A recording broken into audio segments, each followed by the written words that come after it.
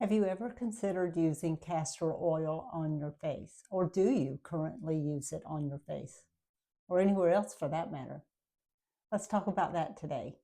Hey, I'm Leslie Tadlock. This is A Tad More Living, where together we can explore living more active and healthy and youthful as we move beyond the year 60. You don't have to be over 60 to gain something, I guess, from our conversations, but that's what we are focused on mainly on this channel. Um, as a disclaimer, I am not a doctor, I'm not a therapist. Um, I am only a professional real estate agent, and that has basically nothing to do with this channel. So any advice you get from me is just that. It's just personal advice. And so don't sue me for anything. Back to castor oil. And today I have some notes because I have found that I might ramble sometimes and lose my way when I talk about a subject, and don't want to do that today. So I have some notes. I'll need to refer to those from time to time. And the first thing I want to do is just talk about what we do and don't know about castor oil. But how did I even get to the point of looking into it? You can see me, and you can see that I am a very fair complected person. Yes, I have red hair. So as a very fair complected redhead, I have some skin needs and issues that you may not have. And I think that the universe or God, or however you look at that, tried to protect redheads and fair complected people by making them burn easily in the sun, because you don't need to be out there long if you have our type of complexion. But there's a couple of us, and I say couple because I have yet to meet another one, but there has to be at least another one. A fair complected, ginger complected person that doesn't burn easily. I don't. I never have. Yes, I've had sunburns, but you probably have too, and you're not, maybe not fair complected. Almost everybody, given the right set of circumstances, will burn. I have done that, but I don't do it easily. You and I might be able to spend the same amount of time out in the sun on any given day, use the exact same sunscreen, and you may burn faster than me and not be fair complected. So the problem with that is I didn't have a reason to get out of the sun. And as fate would have it, every friend, every girlfriend I've ever had, all the years growing up, tanned beautifully, evenly, quickly. And there I was with my white, almost pink, translucent skin with freckles that didn't look like what I wanted it to look like. So I tried to get there, and of course never did. And I've already told you that this channel is primarily geared for those of us over 60. I'm 66, which means I was spending my teenage years in the 70s. And in the 70s, we did not have sunscreen. And if it existed, it was not something anybody concerned themselves with. I don't remember hearing the term SPF until the 80s. It was probably out there, but I don't remember it. And so we didn't protect our skin. We did just the opposite. We used baby oil. Yes, we slathered ourselves with oil, and most often mixed it with iodine. And the only thing I can think of was that we thought the iodine would tint our skin.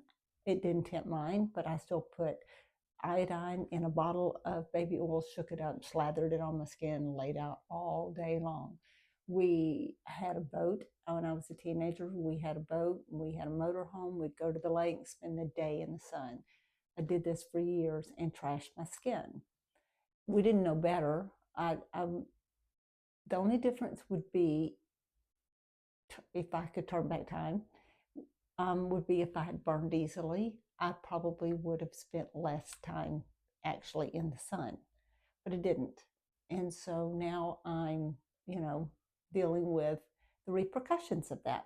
And a few years ago, the dermatologist found a basal skin cell right in here, and the non scary form of skin cancer. And I had to have Mohs surgery and have that removed. We can talk about Mohs surgery if you would like. Leave a comment if you want to know more about it and what my experience was like. Um, and we can go down that road, but that's not now.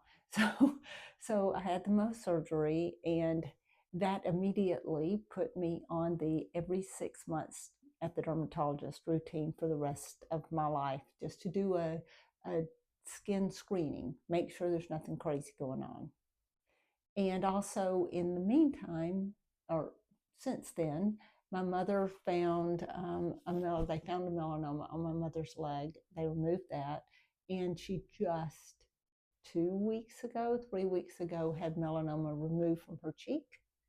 And so I got a couple of things stacked against me as far as skin cancer goes. So we try to stay on top of it. My dermatologist knows all of this, and we look at everything all the time. Now, a couple of years ago, I noticed a brown spot on the side of my boob, side of my breast, that was just like a little brown mole, but it was getting bigger. So I pointed it out to him at one of my normal skin screenings, just just make sure he didn't miss it. And he took a picture of it. He said it didn't look serious or scary to him in any way, but we'll keep an eye on it and we'll take a picture so we have, baseline to compare it to. And it continued to get bigger. It probably got that big total size. Uh, and all the while, he's saying it's not a scary thing. If it bothers you, I'm sorry, but we have nothing to be concerned about. We'll just keep our eyes on it. But it was one of those moles that was scaly, like crusty. And after a shower or spending time being wet, it, um, it was like I could pick at it and even get little bits off. And I knew I was telling myself the whole time you shouldn't be messing with this, but I did. And it just continued to be an annoyance for me because it was right there where my bra would rub the scaliness of the top of it. So I guess I don't remember exactly what I did, but I guess I looked into how to, what to do about a scaly mole, and came across the recommendation to put castor oil on it a couple of times a day.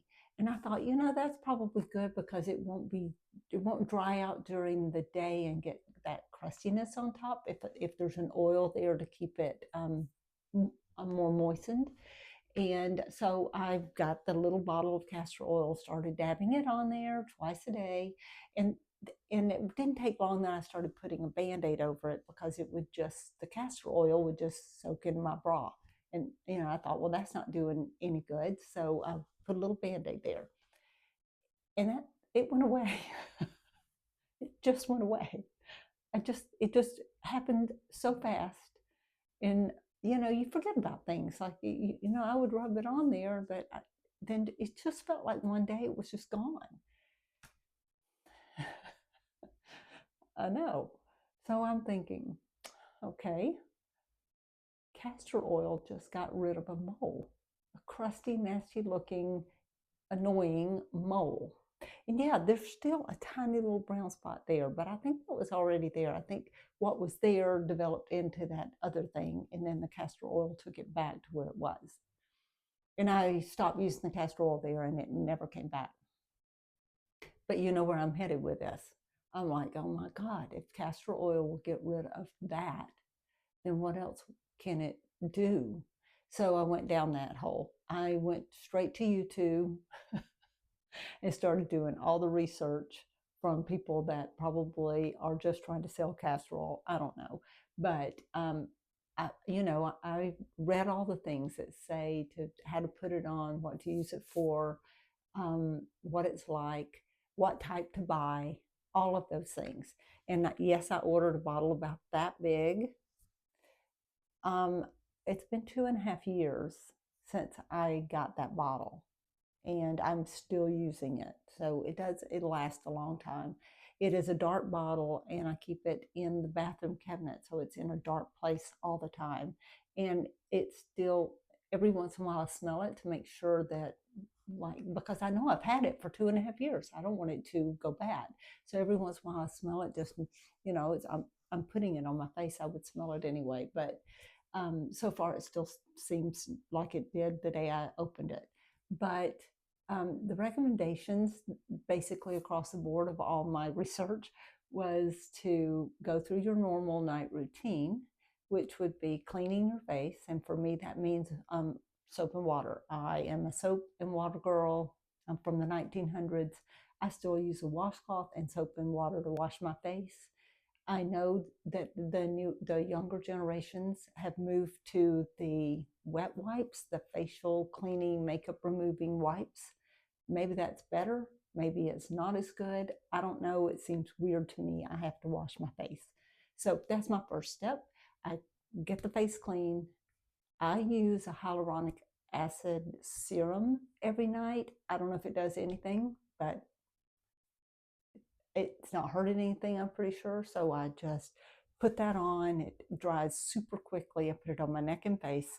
And then once that's dry, which, like I said, just a couple minutes or less, then the eye cream, the facial, night cream, neck and face every single night. I rarely miss, like, no matter how late it is, what's happened that night. Maybe we went to a party, if you know what I mean. I still managed to go through the night routine because to me, it's worth dealing with it than waking up the next morning having not done it, because I hate that. So the only reason I'm saying that, if you don't do your face every night, that's you, but I do. It's just what I do. And so after all of that is done, I pour about, not quite a quarter size, probably more of a nickel sized, just amount of castor oil in my palm, and rub my hands like this, put it here, put it here, and start rubbing it into my eyes. I close my eyes and I just rub it in. And if you've never used castor oil, let me warn you, it is not a slippery oil like most. It is goopy and sticky.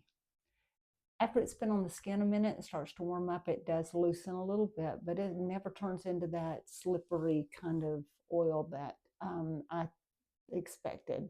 It is not. It's more sticky and goopy, and it sounds disgusting,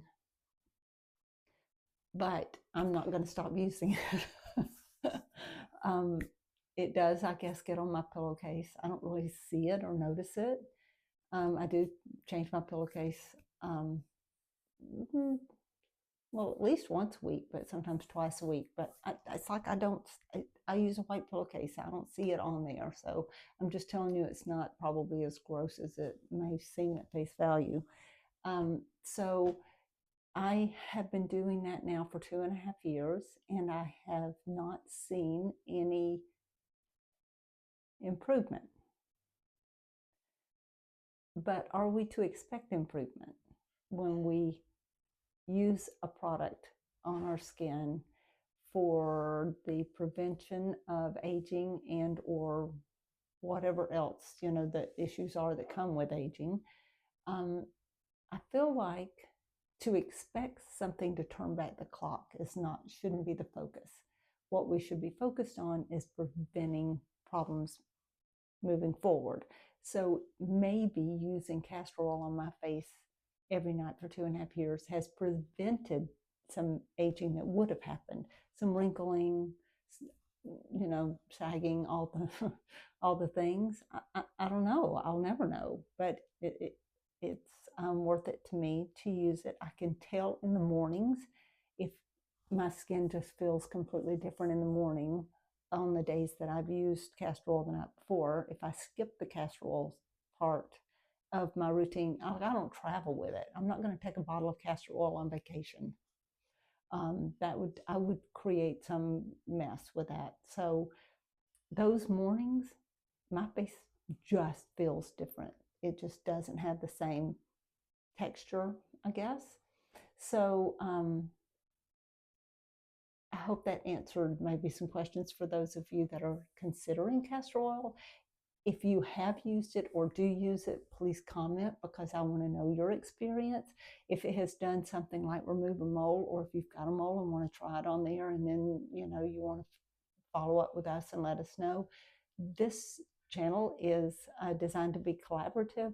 I'm hoping we can support each other and learn from each other and just share experiences together. So yeah, please comment and let us know. And as a favor, if you could subscribe and give me that thumbs up, that would be appreciated. I hope you have a great day. Thanks.